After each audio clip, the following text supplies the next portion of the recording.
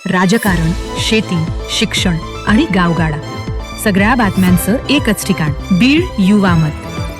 शेतकऱ्यांसाठी मोठी दिलासादायक बातमी समोर येत आहे. महाराष्ट्र सरकारकडून कर्जमाफीच्या प्रक्रियेला वेग देण्यात आला आहे. 1990 ते 30 जून 2025 या कालावधीत थकबाकी असलेल्या पीक कर्जाची माफी होण्याची मोठी शक्यता व्यक्त केली जात आहे.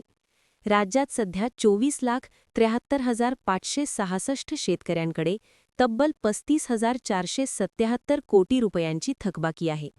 कर्जमाफीसाठी जवळपास 40,000 कोटी रुपयांची गरज भासू शकते.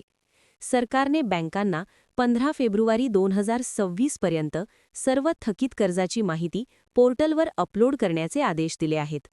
गेल्या 5 वर्षात नियमित कर्जफेड करणाऱ्या शेतकऱ्यांनाही काही प्रोत्साहनपर लाभ मिळण्याची शक्यता आहे. तसेच आधार कार्ड आणि फार्मर आयडी अनिवार्य करण्यात येणार असून 7/12 कोरा होण्याची शक्यता वर्तवली जात आहे. बीड जिल्ह्यातील परिस्थितीही गंभीर आहे. बीडमध्ये 1,19,000हून अधिक शेतकऱ्यांकडे 1,464 कोटी रुपयांची थकबाकी आहे.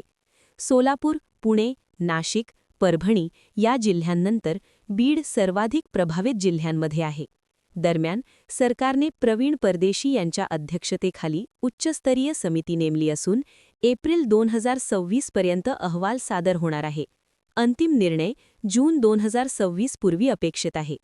शेतकरी संघटनांकडून त्वरित कर्जमाफीची मागणी होत असताना आता राज्यातील बळीराजाचे लक्ष अंतिम घोषणेकडे लागले आहे.